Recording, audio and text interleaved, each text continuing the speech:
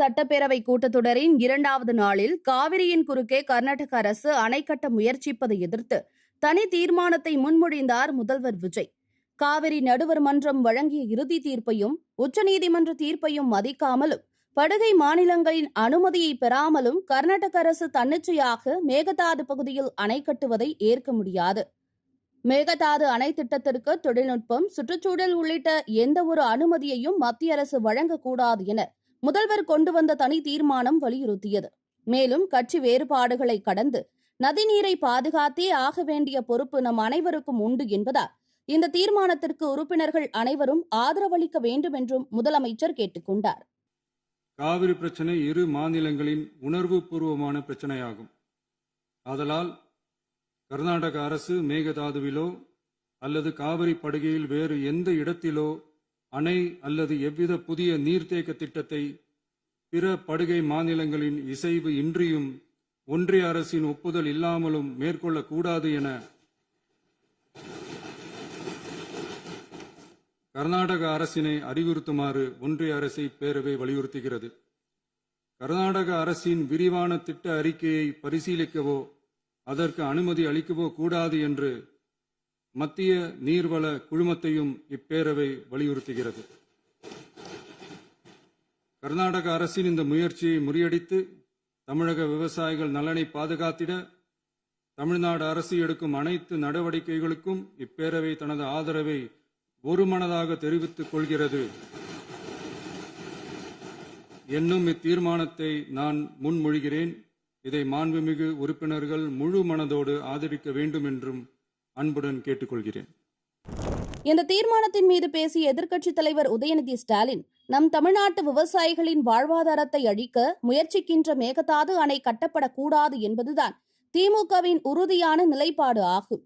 காவிரி நதிநீரில் தமிழ்நாட்டின் உரிமை பறிபோக நாம் ஒருபோதும் அனுமதிக்க கூடாது என கூறி இத்தீர்மானத்தை திமுக சட்டப்பேரவை உறுப்பினர்கள் ஆதரிப்பதாக தெரிவித்தார். மாண்புமிகு முதலமைச்சர் அவர்களே, அமைச்சர் பெருமக்களே, சட்டமன்ற உறுப்பினர்களே, நம்முடைய தமிழ்நாட்டு விவசாயிகளுடைய வாழ்வாதாரத்தை அழிக்க முயற்சிக்கின்ற மேகதாது அணை கட்டப்படக்கூடாது அப்படிங்கிறதா திராவிட முன்னேற்ற கழகத்துடைய உறுதியான நிலைப்பாடு. காவிரி நதிநீர்ல தமிழ்நாட்டுடைய உரிமை பறிபோக நாம ஒருபோதும் அனுமதிக்க கூடாது. காவிரி நடுவர் மன்றம், காவிரி நடுவர் மன்ற இடைக்கால தீர்ப்பு, இறுதி தீர்ப்பு, உச்சநீதிமன்றத்துடைய இறுதி தீர்ப்பு, மேலாண்மை ஆணையம் உள்ளிட்ட அனைத்திற்கும் முத்தமிழர் கலைஞர் அவர்கள் முதலமைச்சராக இருந்தப்போ கழக அரசு எடுத்திருக்கக்கூடிய ஆக்கப்பூர்வமான நடவடிக்கைகள் தான் முழு காரணம். அதை இந்த அவையில் இருக்கக்கூடிய மூத்த உறுப்பினர்கள் அத்தனை பேரும் அறிவார்கள். ஒரு நீண்ட நெடிய சட்ட போராட்டம், அரசியல் போராட்டம் எல்லாத்தையும் நடத்திதான் நாம காவிரி மீதான உரிமையை போராடித்தான் பெற்றிருக்கின்றோம். ஆனா அதை பறிக்கின்ற வகையில இன்றைக்கு கர்நாடக அரசு மேகதாதுல அணை கட்டுகின்ற முயற்சியில ஈடுபட்டு வருகின்றது. அந்த முயற்சியை அவங்க எடுத்த பொழுது அந்த சமயத்துல எங்க கூட்டணியில் இருக்கக்கூடிய அந்த கட்சி கர்நாடகாவில் ஆட்சியில் இருந்தாலும் அதை பத்தி எல்லாம் கவலைப்படாம மேகதாது அணை திட்டத்தை எங்களுடைய தலைவர் அப்போதைய முதலமைச்சர் திரு முத்துவேல் கருணாநிதி ஸ்டாலின் அவர்கள் கடுமையாக எதிர்த்தார்கள். இன்றைக்கு நம்முடைய மாண்பு முதலமைச்சர் அவர்கள் மேகதாது அணை கட்டும் கர்நாடகாவின் முயற்சிக்கு எதிராக இந்த தீர்மானத்தை இன்றைக்கு கொண்டு வந்திருக்கிறாங்க. இதை திராவிட முன்னேற்ற கழகம் சார்பாக நாங்கள் மனதார வரவேற்கின்றோம். மேலும் தீர்மானத்தில் ஒரு திருத்தத்தை சேர்க்க வேண்டியும் தெரிவித்தார். அவர் கூறிய கருத்தை ஏற்று தீர்மானத்தில் அதை சேர்ப்பதாகவும் முதல்வர் விஜய் அறிவித்தார். மேகதாது பிரச்சனை தொடர்பாக கடந்த 13/11/2025 ஆண்டு அன்றைக்கு உச்சநீதிமன்ற தீர்ப்பு வெளிவந்த பிறகு 4/3/2026 அன்றைக்கு அன்றைய முதலமைச்சரான எங்களுடைய தலைவர் அவருடைய உத்தரவின்படி தமிழ்நாடு நீர்வளத்துறை அரசு செயலாளர் ஒன்றிய ஜல்சக்தி துறை செயலாளருக்கு ஒரு கடிதம் எழுதியிருக்கின்றார். அந்த கடிதத்துல கர்நாடக மாநிலத்துடைய மேகதாது அணை கட்டும் பிரச்சனை ஒரு நியூ டிஸ்பியூட் அப்படிங்கிறதுனால நதி நீர் தாவா சட்டம் 1956 படி த inter state river water disputes act 1956 அடிப்படையில் நடுவர் மன்றம் அமைக்கணும்னு ஒன்றிய அரசுக்கு கோரிக்கை வச்சிருக்கிறோம். ஆகவே இந்த அரசு இப்ப கொண்டு வந்திருக்கக்கூடிய அந்த தீர்மானத்துல மேகதாது அணை கட்டுறது தொடர்பாக தமிழ்நாடு அரசு மார்ச் 4ஆம் தேதி 2026ஆம் ஆண்டு அன்றைக்கு எழுதின கடிதத்தில் கேட்டுக்கிட்டபடி மாநிலங்களுக்கு இடையிலான நதிநீர் தாவா சட்டம் 1956 பிரிவு 4 கீழே அந்த அடிப்படையில் புதிய நடுவர் மன்றம் அமைக்க வேண்டும் என ஒன்றிய அரசை இப்பேரவை வலியுறுத்துகிறது அப்படிங்கிறத என்னுடைய பெயரில் கொடுக்கப்பட்டிருக்கக்கூடிய அந்த திருத்தத்தை சேர்க்க வேண்டும் என்று உங்களை நான் கேட்டுக்கொள்கின்றேன். மாண்புமிகு எதிர்க்கட்சி தலைவர் அவர்கள் பேசும்போது அரசின் தனி தீர்மானத்தில் ஒரு கருத்தை சேர்க்க கோரியுள்ளார். அது குறித்து கீழ்கண்ட கருத்தினை பேரவைக்கு தெரிவிக்க விரும்புகிறேன். மேகதாது பிரச்சினை சம்பந்தமாக எனது தலைமையில் 26/5/2026 அன்று மேகதாது பிரச்சினைக்காக பிரத்யேகமாக தனி நடுவர் மன்றம் அமைப்பது குறித்து சட்ட வல்லுநர்களுடன் கலந்தாலோசித்து தனி நடுவர் மன்றம் அமைக்க ஏற்கனவே தேவையான சட்ட நடவடிக்கைகள் எடுக்கப்பட்டு வருகின்றன. எனவே எதிர்க்கட்சி தலைவரால் அளிக்கப்பட்ட கருத்தினை 4வது பத்திக்கு அடுத்து கூடுதலாக சேர்க்கலாம் என மாண்புமிகு பேரவைத் தலைவர் அவர்களை கேட்டுக்கொள்கிறேன். இந்த தீர்மானம் குறித்து பேசிய அனைத்து கட்சிகளின் சட்டப்பேரவை தலைவர்களும் கர்நாடகாவுக்கு எதிரான தீர்மானத்தை முழுமையாக ஆதரிப்பதாக தெரிவித்ததை அடுத்து தீர்மானம் முழுமனதோடு நிறைவேற்றப்பட்டது. தீர்மானம் நிறைவேற்றப்பட்டதை ஒன்றிய அரசுக்கு கடிதம் மூலம் தெரிவிக்காமல் அனைத்து கட்சி சட்டப்பேரவை மற்றும் நாடாளுமன்ற உறுப்பினர்களும் குழுவாக சேர்ந்து நேரில் சென்று வழங்க வேண்டும் என்று எதிர்க்கட்சித் தலைவர் உதயநிதி ஸ்டாலின் வேண்டுகோள் விடுத்தார். இறுதியாக எங்களுடைய கழக தலைவர் அவருடைய அறிவுறுத்தலின் பேரில் ஒரு முக்கியமான வேண்டுகோளையும் நம்முடைய முதலமைச்சர் அவர்களுக்கு நான் வைக்க விரும்புகின்றேன். இன்றைக்கு நாம நிறைவேற்றுகின்ற இந்த தீர்மானம் மிக முக்கியமான ஒரு தீர்மானம்.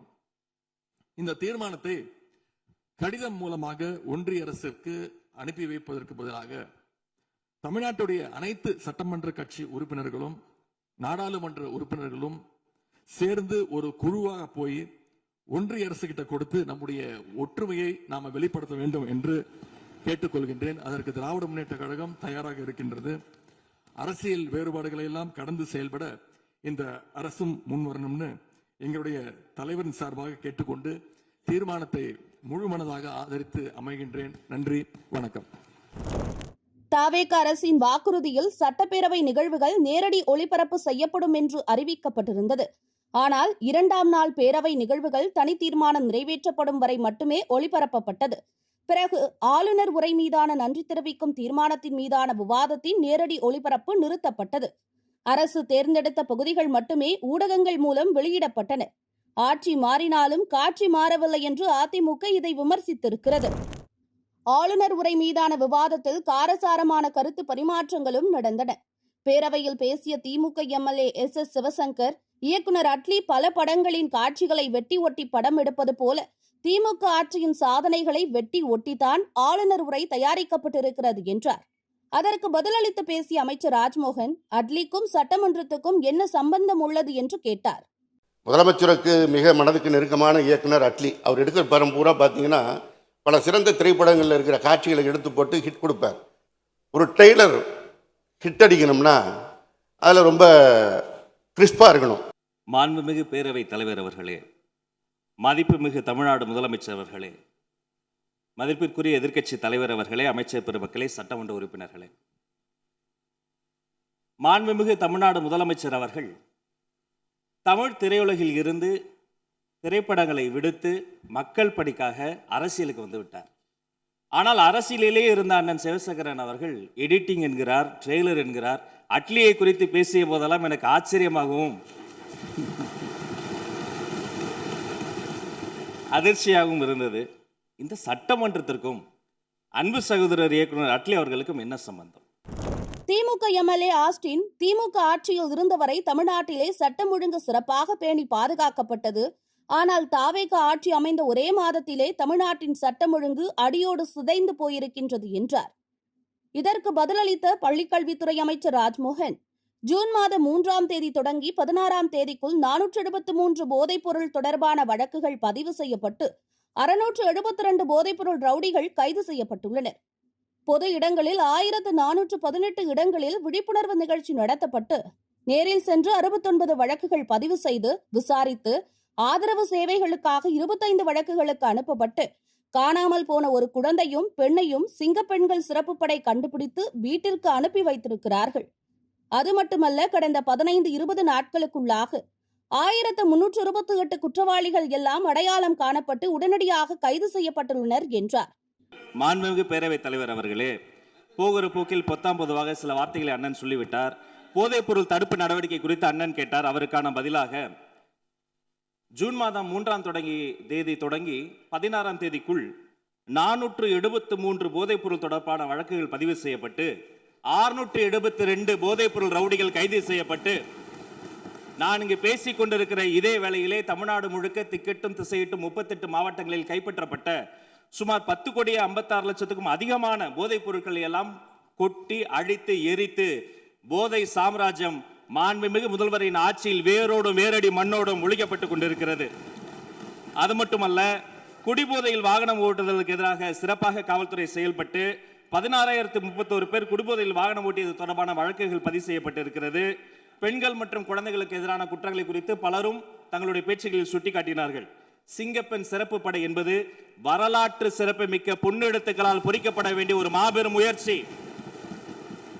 இந்த சிங்கப்பெண் சிறப்பு படை திட்டத்தினுடைய முதல் கட்டம் phase 1 இப்பொழுது தொடங்கப்பட்டிருக்கிறது. பின்பு phase 2, phase 3 என்று அடுத்தடுத்த கட்டங்கள் வரும். இந்த phase 1லேயே சிங்கப்பெண் முதல் கட்டத்திலேயே வெற்றிகரமாக தொடங்கப்பட்டு 70 சிங்கப்பெண் சிறப்பு படைக்கல அலகுகள் உருவாக்கப்பட்டு உதவி ஆய்வாளர்கள், காவல்துறையினுடைய பணியாளர்கள் என்று ஒரு திட்டமிடப்பட்ட கட்டமைக்கப்பட்ட ஒரு ஸ்ட்ரக்சர் உருவாக்கப்பட்டு தமிழ்நாடு முழுக்க ரோந்து பணிகள் மேற்கொள்ளப்பட்டு கல்வி நிறுவனங்களில் மட்டும் 1315 கல்வி நிறுவனங்களில் விழிப்புணர்வு நிகழ்ச்சிகள் நடத்தப்பட்டு பொது இடங்களில் 1418 இடங்களில் விழிப்புணர்வு நிகழ்ச்சி நடத்தப்பட்டு நேரில் சென்ற 69 வழக்குகள் பதிவு செய்து விசாரித்து ஆதரவு சேவைகளுக்காக 25 வழக்குகளுக்கு அனுப்பப்பட்டு காணாமல் போன ஒரு குழந்தையும் பெண்ணையும் சிங்க பெண்கள் சிறப்பு படை கண்டுபிடித்து வீட்டுக்கு அனுப்பி வைத்திருக்கிறார்கள். நீதிமன்ற தடையாணை காரணமாகவும் கோயில்களின் நிதி சுமையினை கருத்திற்கொண்டு ஏற்கனவே அறிவிக்கப்பட்டு தொடங்கப்படாத ரூபாய் 246 கோடி மதிப்பீட்டிலான திருமண மண்டபங்கள் மற்றும் வணிக வளாகங்களுக்கான நிர்வாக அனுமதிகள் ரத்து செய்யப்படுவதாக இந்து சமய அறநிலையத்துறை தெரிவித்துள்ளது. ஏற்கனவே ஆளுநர் உரையில் பக்தர்கள் செலுத்தும் காணிக்கை மற்றும் கோயில் நிதிகள் அனைத்தும் கோயில் பராமரிப்பு மற்றும் ஆன்மீக பணிகளுக்கு மட்டுமே செலவிடப்படும். இந்து சமய அறநிலையத்துறையின் கட்டமைப்பில் பெரிய அளவில் மாற்றங்கள் மற்றும் நிர்வாக சீர்திருத்தங்கள் கொண்டு வரப்படும். கோயிலின் அசையும் மற்றும் அசையா சொத்துக்கள் அனைத்தும் அதன் புனிதமான நோக்கங்களுக்காக மட்டுமே பயன்படுத்தப்படும் என்று தெரிவித்திருந்தது குறிப்பிடத்தக்கது. நாடாளுமன்ற எதிர்க்கட்சித் தலைவர் ராகுல் காந்திக்கு பிறந்தநாள் வாழ்த்து தெரிவித்துள்ளார் முதல்வர் விஜய். எக்ஸ் வலைதளத்தில் அவர் வெளியிட்டுள்ள வாழ்த்து பதிவில், எனது அன்பு சகோதரர் மாண்புமிகு மக்களவை எதிர்க்கட்சித் தலைவர் திரு ராகுல் காந்தி அவர்களுக்கு இனிய பிறந்தநாள் நல்வாழ்த்துகள். இந்திய திருநாட்டின் முன்னேற்றத்திற்காகவும் மக்களாட்சி மாண்புகளை காத்திடவும் அனைத்து தரப்பு மக்களின் நலன்களுக்காகவும் தொடர்ந்து குரல் கொடுத்து வரும் தாங்கள் நல்ல உடல் நலத்துடனும் நீண்ட ஆயுளுடனும் தங்களின் அனைத்து முயற்சிகளும் வெற்றியடையவும் பொது வாழ்வில் சிறப்புடன் பணியாற்றிடவும் வாழ்த்துகிறேன் என தெரிவித்துள்ளார். திமுக தலைவர் மு க ஸ்டாலினும் ராகுல் காந்திக்கு பிறந்தநாள் வாழ்த்து தெரிவித்துள்ளார். மாண்புமிகு எதிர்க்கட்சித் தலைவர் ராகுல் காந்திக்கு பிறந்த நாள் வாழ்த்துகள். உடல் ஆரோக்கியமும் மகிழ்ச்சியும் கிடைக்க வாழ்த்துகிறேன் என்று தெரிவித்திருந்தார். தேர்தலுக்கு முன்பு கூட்டணி பேச்சுவார்த்தையில் ஏற்பட்ட அதிருப்தி காரணமாக ராகுலும் ஸ்டாலினும் பிரதர் என்று அழைத்துக் கொள்வதை நிறுத்தினர். இப்போதும் அதே நிலையே தொடர்கிறது. ஸ்டாலினின் வாழ்த்துக்கு நன்றி தெரிவித்து பதிவிட்டிருக்கிறார் ராகுல் காந்தி. அதில் தங்களின் அன்பான வாழ்த்துகளுக்கு நன்றி திரு மு க ஸ்டாலின் அவர்களே. இந்தியாவின் ஆன்மா நமது அரசியலமைப்பு சட்டம் மற்றும் கூட்டாட்சி தத்துவத்தை பாதுகாப்பதற்கான நமது கூட்டு உறுதிப்பாடு தொடர்ந்து நம்மை வழிநடத்தும். இது நமது ஜனநாயகத்தின் ஆன்மாவிற்கான போராட்டம். இதில் நாம் வெல்லும் வரை ஒன்றிணைந்து போராடுவோம் என்று நன்றி தெரிவித்துள்ளார் ராகுல் காந்தி.